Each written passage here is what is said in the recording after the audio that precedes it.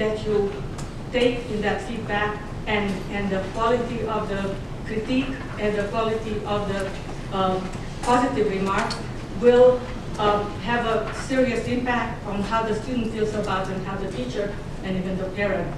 So first of all, we want to be familiar with the process, really familiar. When you fill out the evaluation, talk to the student. I remember reading a evaluation form from a competition, and the judge has written, he did this and he played that way and he said this, and it struck me as very odd. The student is there playing for that examiner, and the examiner is looking and listening, so he should be talking back to the student. And keep in mind the age of the student. If you are evaluating a 7-year-old level 1 student, perhaps your tone of voice will be a little bit different than if you're evaluating a 13-year-old level 2 student. So keep in mind that the examination is a combination of many, many months of work. And the teacher, the student, and the parent are all looking forward to the result from this event. The teacher has worked for months preparing the student and has put his and her heart into demonstrating that this student is capable and has accomplished the skills necessary to pass this level, hopefully at a high grade, but not necessarily. It depends where the student is. So at any rate, the teacher has worked hard because no matter what, they'd like to put their best foot forward, and they are trying to do their best for the student. So in your critique and evaluation, you have to be sensitive to the teacher. No matter how hard the teacher tries, they are not 100% responsible either for the success or the failure of the student, because there are so many other elements involved in that we all know. So we don't have control over every aspect. So you have to be sensitive in the critique and keep the critique very specific to the item. And this is why page 2 is so important, so that if you can state that I really enjoyed your piece, your Zeiss concerto was really bouncy and sprightly, but your scales, you need to work on intonation and then a tone. So the student will know, I did well on this, I need to improve that. I did well on this, I need to improve that. So this is why the specific commentary on the second page is very, very important. And even in more advanced levels, when the students play 3 pieces, you may have a Bruch and a Bach and a Prokofiev. So we can't just accept 1 grade for the whole thing. The student doesn't learn enough from that. And the teacher might appreciate the comments too. Very often the teacher will find that some of the comments that the evaluator, the examiner made, are things that he has made to the student many times, so he can point to it.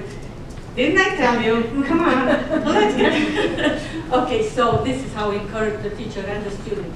And the student is looking forward to the exams or dreading it, both. But violin and instrumental learning is a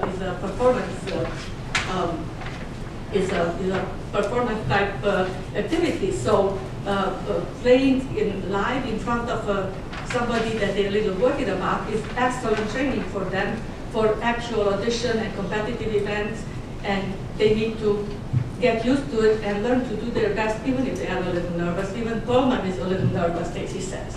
So anybody is nervous, but the job is to learn to do well, whether you're nervous or not. The student, yeah.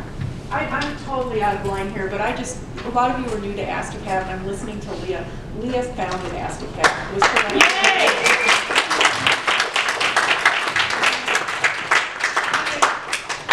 Happy to see it. Yeah, we felt a great need for a program like this.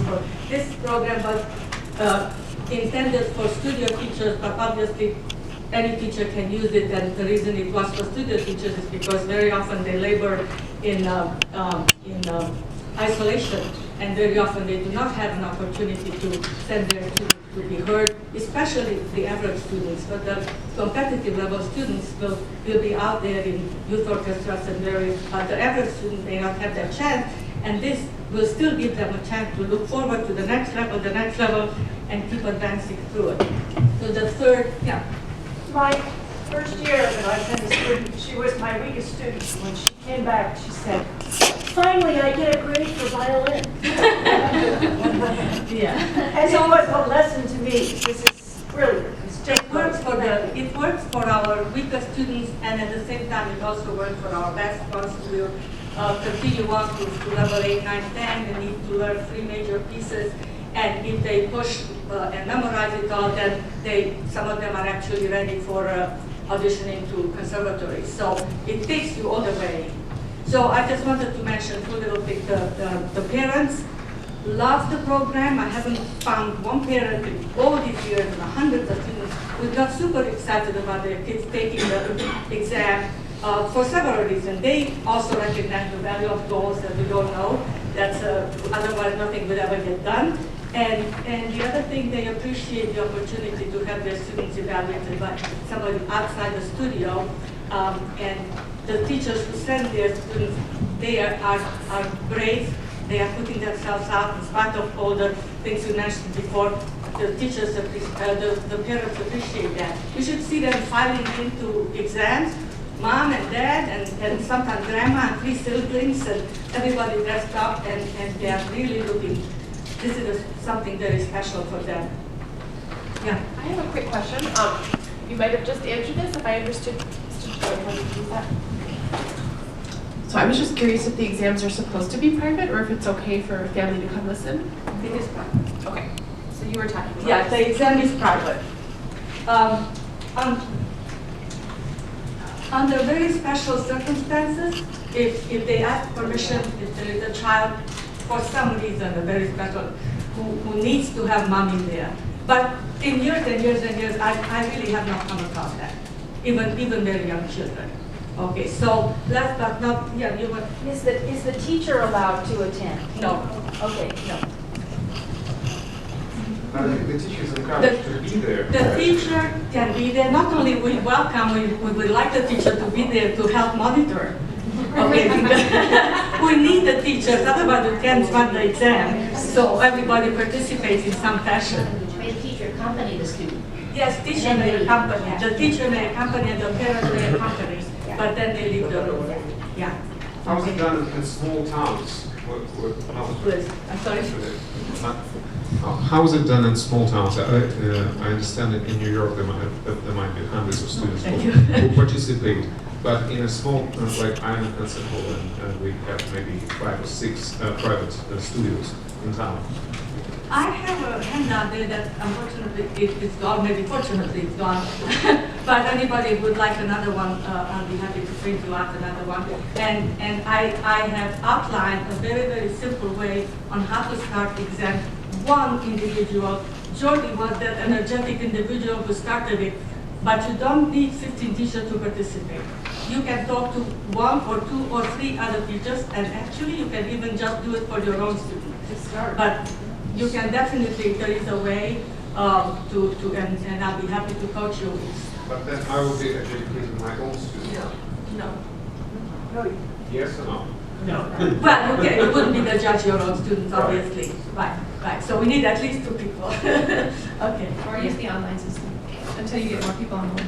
Yeah, of course, the more people, the better. You get all the 4 or 5 teachers involved. And even if first time they're not for sure, well, I don't know how this is. So just send 4 or 5 of your students, or 3 this year, and you see how it goes. Come and monitor, listen in, and then you see, and you probably will come back next year with more.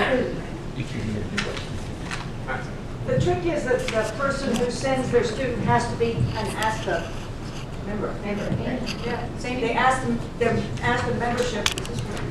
Yeah. ASTA membership is mandatory if they're going to send their students. Yes. So you might, if they weren't ready to go for the ASTA membership, they could help you run the exam and just observe. which is- Absolutely. We invite them. There's We invite someone- non-ASTA members to Yeah. come and see how it goes. Yes. And then they buy on because In they the see past, how we great it invited, is. in the past, we had non-ASTA member adjudicators, and they liked it so much, then they joined and they send their students and all that. So there's definitely a way to increase membership and to increase the participation.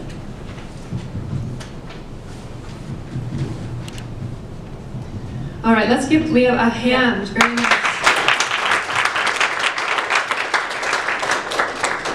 We are so blessed with invaluable help for ASTA. Now, unfortunately, we are like 25 minutes behind schedule, and we have ran through breaks. So what we're going to do is take a 5-minute break, but during that 5-minute break, before you move, I need to tell you where you're going to go. All the violas, the cellos, and the bass are going to go into the next salon, and the violins are going to stay here. So take your 5-minute break, and I'll see you in just a minute.